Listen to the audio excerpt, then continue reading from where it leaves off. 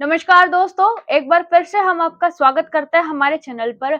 आज इस वीडियो के अंदर हम लोग डिस्कस करेंगे कि जब भी एक पत्नी अपने पति के खिलाफ या अपने ससुराल वालों के खिलाफ एक नहीं, दो नहीं, तीन नहीं, बहुत सारे मुकदमे दर्ज करा देती है, यानी कि अलग-अलग तरह के 1, 2, 3, 4, 5 कितने भी केस जो है, काफ़ी सारे केसेज़ एक तरह से अपने पति के खिलाफ दर्ज करवा देती है सिर्फ उसको टॉर्चर करने के लिए।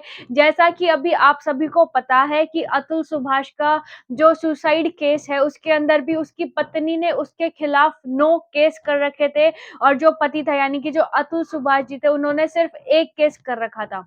जब भी पत्नी ऐसी चीजें करती है तो उससे क्या होता है, एक पति को मेंटली हैरेसमेंट होती है, यानी कि दिमागी रूप से उसको एक चोट पहुंचती है जिसकी वजह से वो ना अपने काम पे ध्यान दे पाता है, ना अपने परिवार पे ध्यान दे पाता है, ना ही वह कुछ और कर पाता है, क्योंकि ये झूठे मुकदमे जो है एक तरह से मेंटली अनस्टेबल कर देते हैं किसी भी व्यक्ति को कि बार-बार कोर्ट के चक्कर काटने पड़ते हैं, बार-बार जो है वहाँ पे पैसा लगाना पड़ता है, अपनी नौकरी भी छोड़ते हैं, अपने बच्चे से भी नहीं मिल पाते। हर तरह की जो हैरेसमेंट है देखा जाता है सिर्फ पति ही सह रहा होता है और जो पत्नी है चाहे उसने झूठे मुकदमे क्यों ना करे हो लेकिन उसके हित में हमेशा कानून होता है। तो अब हम ऐसे ही मुकदमों के बारे में बात करेंगे कि अगर ऐसा कुछ सिचुएशन होती है तो उससे किस तरह से हमें डील करना चाहिए। कभी भी अगर एक प्रॉब्लम आती है ऐसा नहीं होता कि उसका सॉल्यूशन नहीं है। बस हमें ढूँढना पड़ता है कि कोई एक प्रॉब्लम आई है तो उसका सॉल्यूशन हम किस तरह से कर सकते हैं। हमें उसको प्रॉब्लम को खत्म करना है, हमें ये नहीं देखना कि फिलहाल के लिए हम उस प्रॉब्लम से कैसे निपटे। सीधा हमें उसका फुल एंड फाइनल सॉल्यूशन देखना चाहिए कि हम इस चीज़ को फाइनली कैसे ओवर कर सकते हैं। तो दोस्तों, अगर आप हमारे चैनल पर नए हैं तो इस चैनल को सब्सक्राइब ज़रूर कर लीजिएगा। ऐसी ही लीगल जानकारी, ऐसी ही लीगल अपडेट हम आपके लिए लाते रहते हैं और अगर आपकी कोई समस्या है तो आप हमें कमेंट करके पूछ सकते हैं। हम आपको एडवाइस या फिर आपकी जो भी हेल्प होगी हम ज़रूर करेंगे।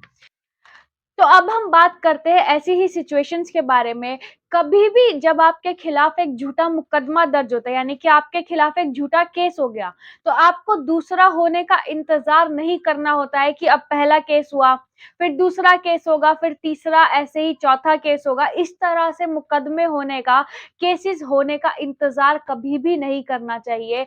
चाहे कुछ भी है, आपके खिलाफ जो झूठे मुकदमे दर्ज हो रहे हैं, एक तरह से आपके खिलाफ गलत ही हो रहा है। ऐसा ही एक एग्जाम्पल के तौर पर समझ लेते हैं। मान लीजिए आप कहीं पे रहते हैं, यानी कि जैसे आजकल फ्लैट्स बने हुए हैं, मान लीजिए एक पर्टिकुलर सोसाइटी में आप रहते हैं। वहां पर आपने पार्किंग करी कहीं पर, तो आपको एक व्यक्ति ने टोक दिया कि यहाँ पर आप पार्क मत कीजिए। फिर आप दूसरी जगह पे करेंगे तो वही चीज देखकर दूसरा भी आपको टोक देगा। जब आपको पता है कि आप वहां पे गलत नहीं है तो आप पहली ही बार में क्यों सुनेंगे सामने वाले की? आप उसको सीधा कहिए कि आपको जो करना है कर लीजिए। आपको पता है आप कुछ गलत नहीं कर रहे, किसी के अगेंस्ट नहीं जा रहे, कोई कानून नहीं तोड़ रहे, तो आपको किसी भी व्यक्ति की क्यों सुननी है? एक व्यक्ति की सुनेंगे, दूसरे की सुनेंगे, तो ऐसे ही आपको सभी जो है सुनाते ही रहेंगे, तो आप अपना कार्य कब करेंगे? तो इससे अच्छा है कि अगर आपको पहली बार में ही कुछ गलत लगता है, तो उस चीज़ को वहीं पर रोक लगा दी जाए। इसी तरह से अगर आपको पता है कि आपके ऊपर एक झूठा मुकदमा दर्ज हुआ है, तो आपको उस पर उसी समय रोक लगानी है, कभी भी इंतज़ार नहीं करना कि एक मुकदमा हुआ है, दूसरा होगा, फिर तीसरा होगा, इसी तरह से मुकदमे होते जाएँगे। इससे अच्छा है जब पहला मुकदमा हुआ उसके खिलाफ आप एक मुकदमा दर्ज करवाएँ, क्योंकि आपके खिलाफ जो मुकदमा हुआ वो झूठा है, आपके ऊपर झूठे आरोप लगाए गए हैं और उस चीज़ के लिए आपको इंतज़ार ना करते हुए सीधा-सीधा जो है वापस उन्हीं पर केस करना है, आपकी पत्नी के ऊपर जिन्होंने आपके खिलाफ झूठा केस किया है। क्योंकि जो अभी अतुल सुभाष जी का केस हुआ उसके अंदर भी सेम ही सिचुएशन थी, जैसा कि हमने आपको बताया। पत्नी ने 9 केस कर रखे थे और पति ने सिर्फ 1 केस कर रखा था। पति अपना जो है काम छोड़कर, अपना जो है मेंटली टॉर्चर सहते हुए, यानी कि मेंटली जो उनको डिस्टर्बेंस हुआ, अपना काम छोड़ना पड़ा, अपने बच्चे से नहीं मिल पाए, अपने माँ-बाप को नहीं टाइम दे पा रहे थे। फिर भी वो ये सब कुछ छोड़ के उनके जो 9 मुकदमे उन पर दर्ज थे, उनकी तारीखों में जा रहे थे, इतनी दूर तक वो ट्रैवल कर रहे थे और वहाँ से वापस आ रहे थे। ये सब कुछ सहना पड़ता है। अच्छा है कि पहला मुकदमा होते ही आप जो है रिवर्ट बैक करें, ऐसे ही एक केस दर्ज करवा दें, क्योंकि आपके खिलाफ झूठा केस दर्ज हुआ।